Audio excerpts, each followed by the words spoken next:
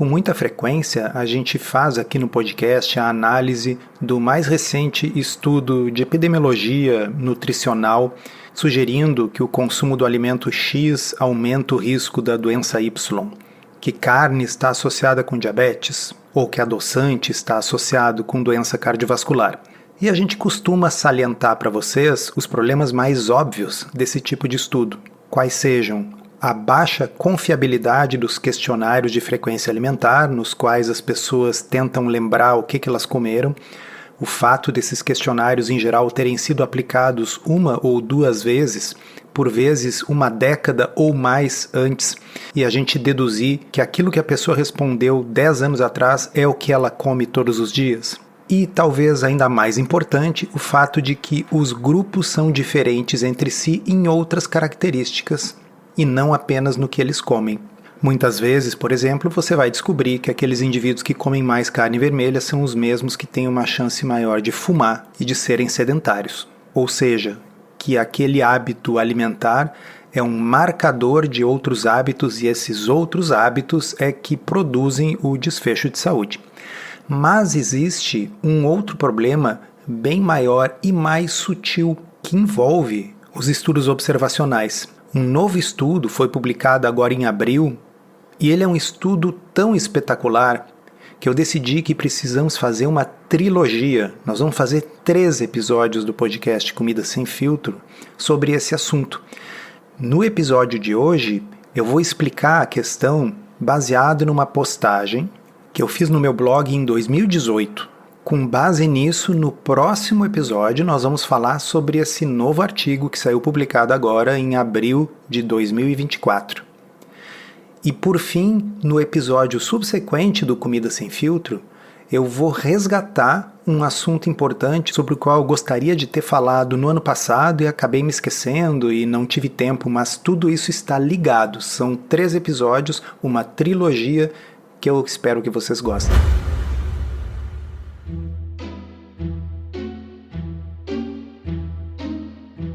Comida Sem Filtro. Saúde, low carb, estilo de vida, evidências científicas e, claro, nossas opiniões. Toda semana um episódio novo e gratuito para você. Comigo, Dr. Souto. E comigo, Sari Fontana. Para ser avisado a cada novo episódio e receber as referências bibliográficas no seu e-mail, cadastre-se em drsolto.com.br/podcast.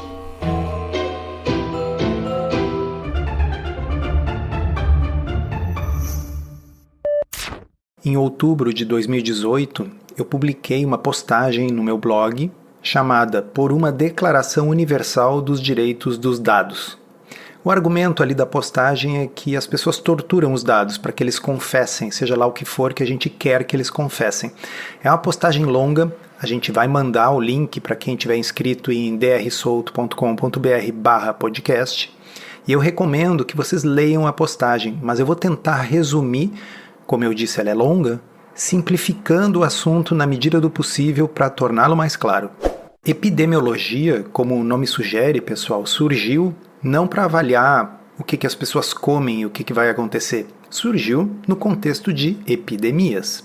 E o pai da epidemiologia foi um médico inglês chamado John Snow, e ele desvendou a origem de uma epidemia de cólera em Londres, no século XIX.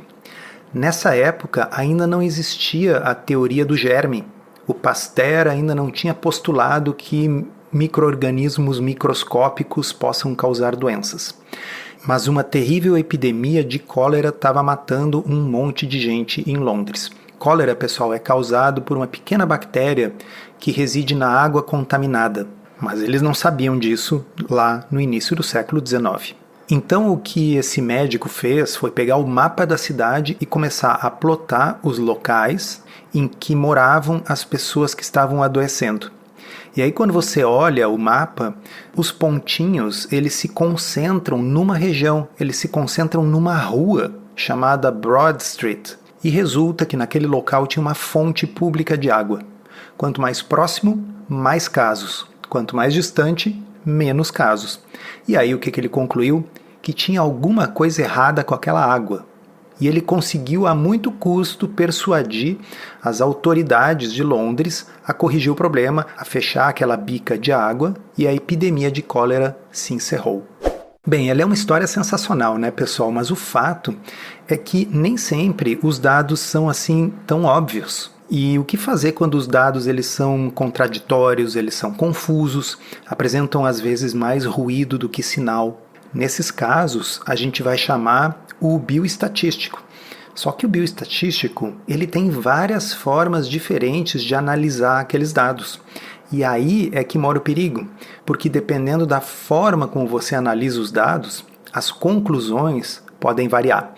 Lá na postagem eu dou um exemplo, ele é um exemplo completamente fictício, tá? É só para fins didáticos. Suponhamos que eu queira avaliar a associação entre o consumo de vitamina D e pneumonia. Minha hipótese é de que a vitamina D proteja contra a pneumonia.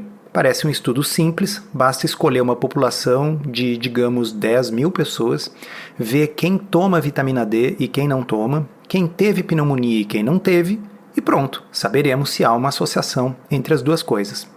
Lembrando que a gente já falou várias vezes aqui, né, pessoal, que associação não significa causa e efeito.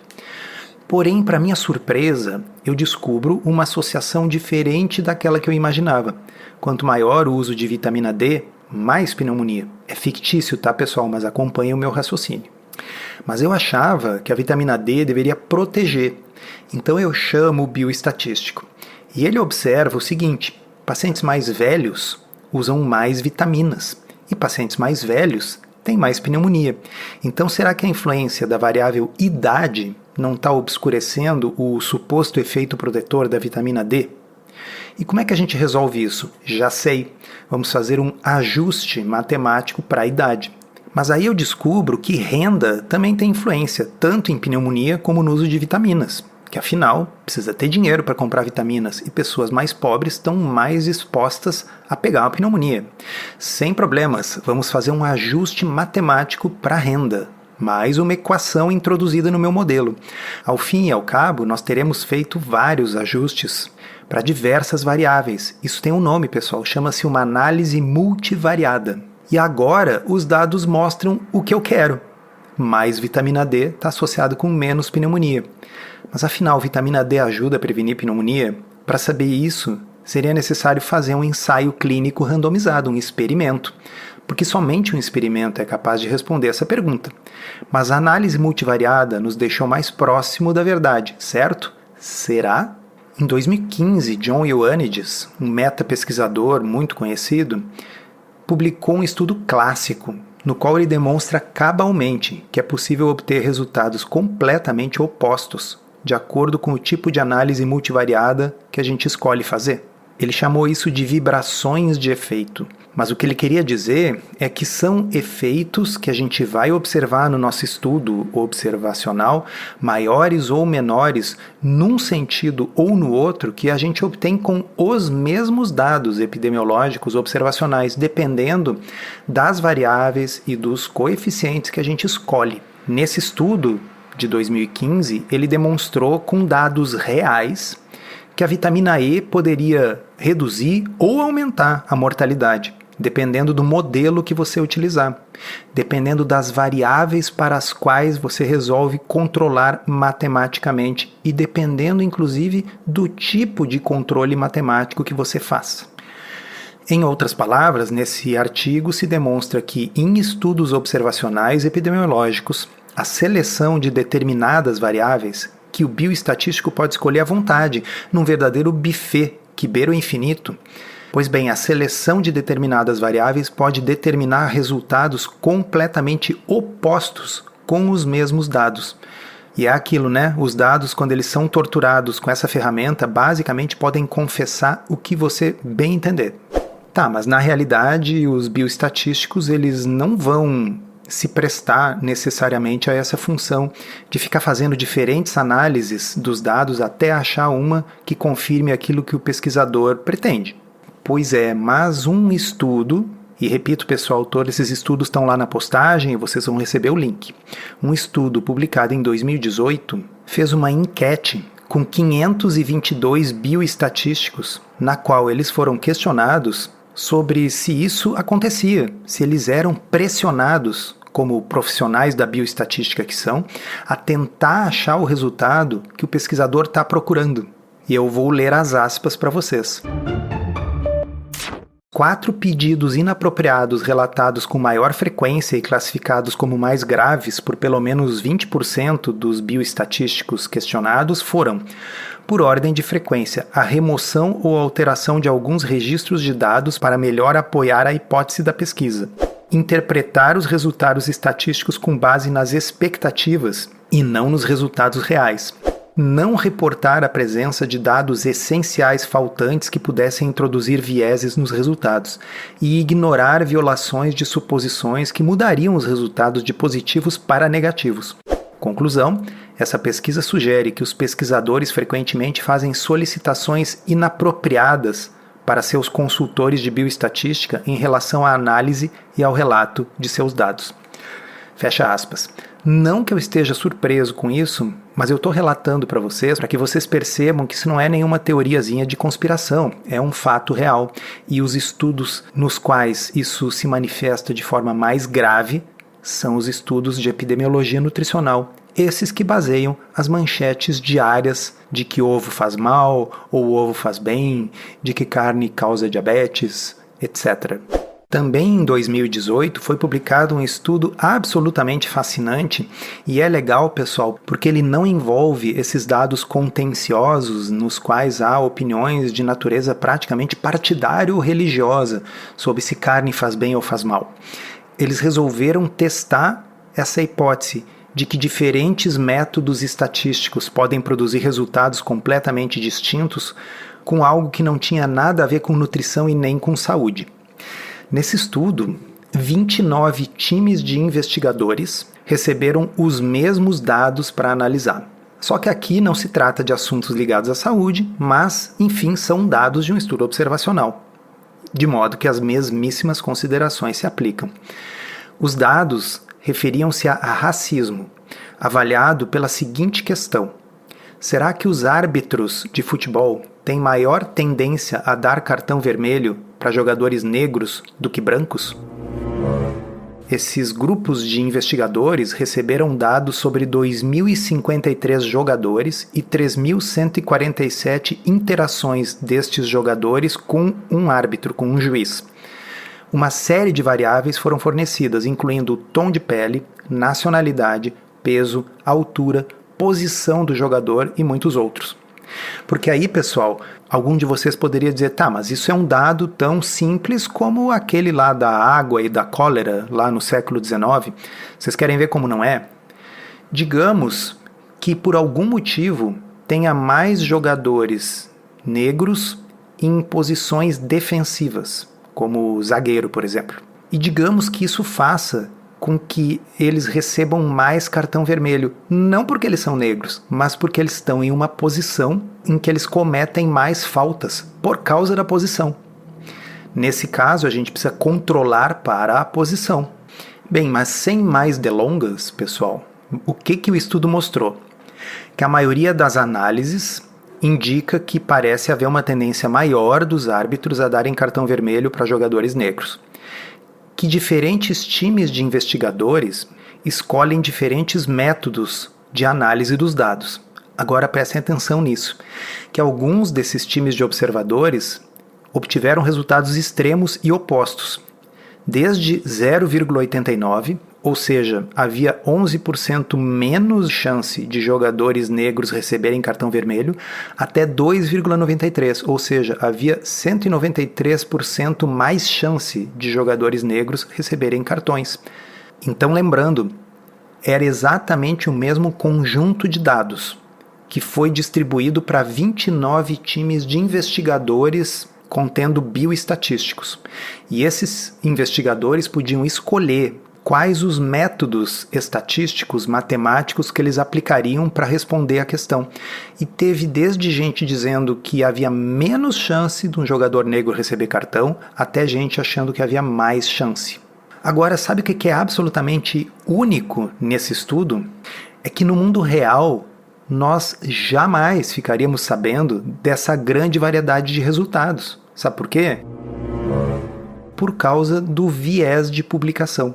Os periódicos científicos têm uma chance muito maior de aceitar para publicação um estudo que mostra um resultado estatisticamente significativo, um estudo que se conforma aos vieses já estabelecidos, àquilo que já se acredita, e também a estudos com resultados que vão gerar grandes manchetes, que vão ter grande impacto, que vai fazer com que aquele periódico seja citado no New York Times, na CNN, etc. Vocês todos já ouviram falar num ditado antigo do jornalismo que diz mais ou menos assim: o cachorro mordeu o menino não é notícia, o menino mordeu o cachorro é notícia. Que significa que a gente não costuma publicar o que é trivial.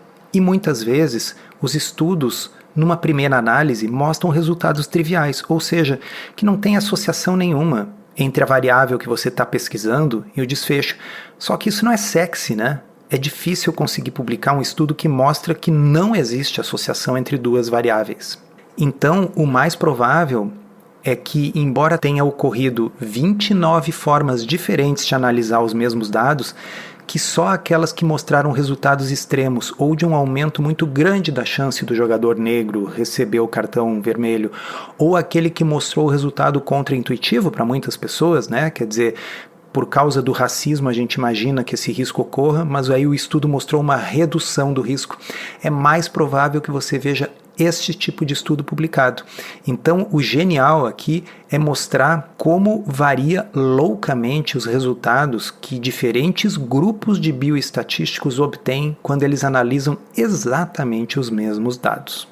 E era justamente isso que o John Ioannidis, o meta-pesquisador, chamava de vibração de efeito. Os efeitos vibram para aumento ou redução do risco, dependendo das escolhas metodológicas feitas pelos pesquisadores com os mesmos dados.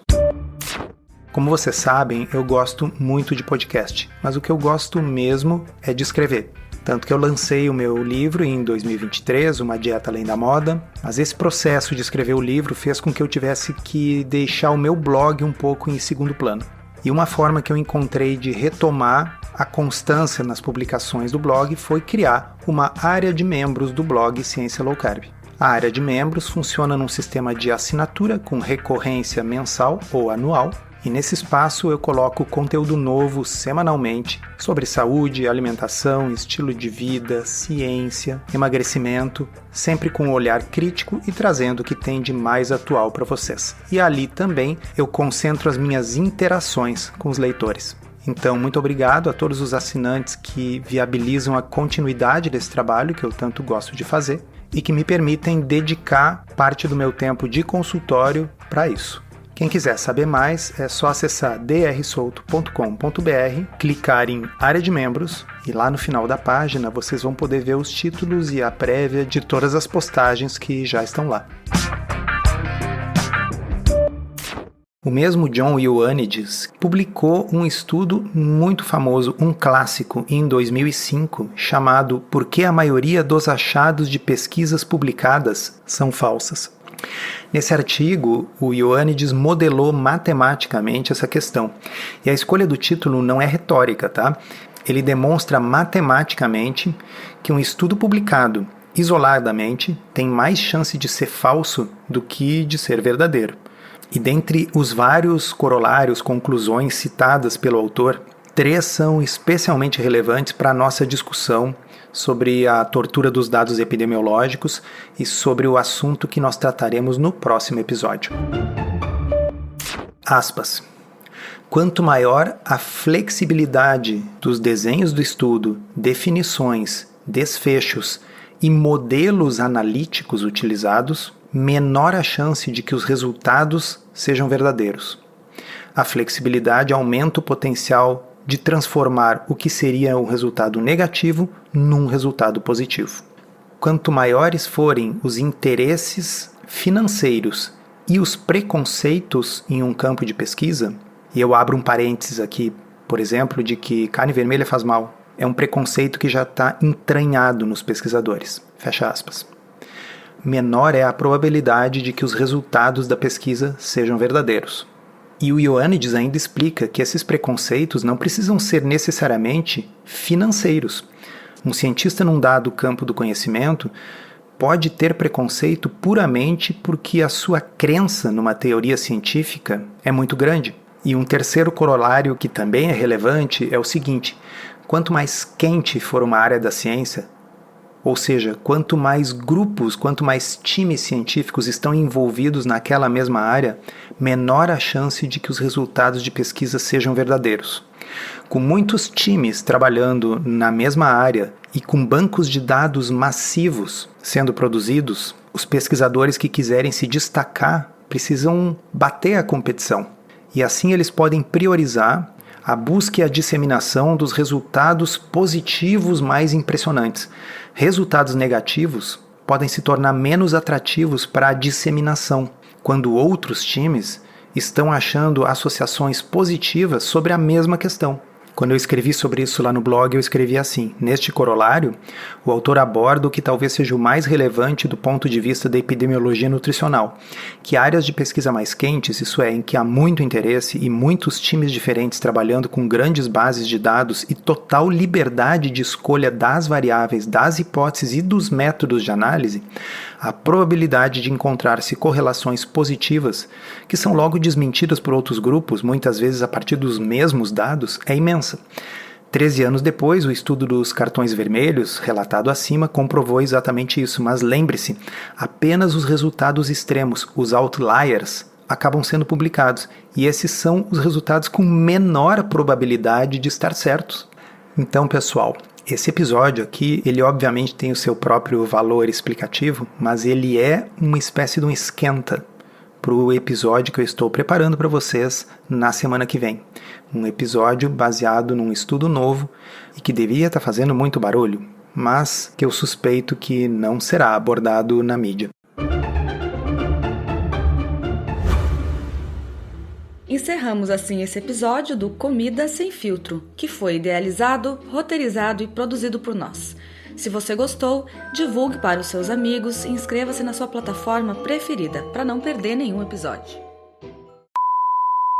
As informações contidas neste podcast são apenas para fins informativos e podem não ser apropriadas ou aplicáveis às suas circunstâncias individuais. Este podcast não fornece aconselhamento médico ou profissional e não substitui a consulta com um médico ou nutricionista. Não use este podcast para diagnóstico ou tratamento médico. Qualquer sugestão é apenas uma recomendação geral, que não é específica para qualquer pessoa ou doença em particular.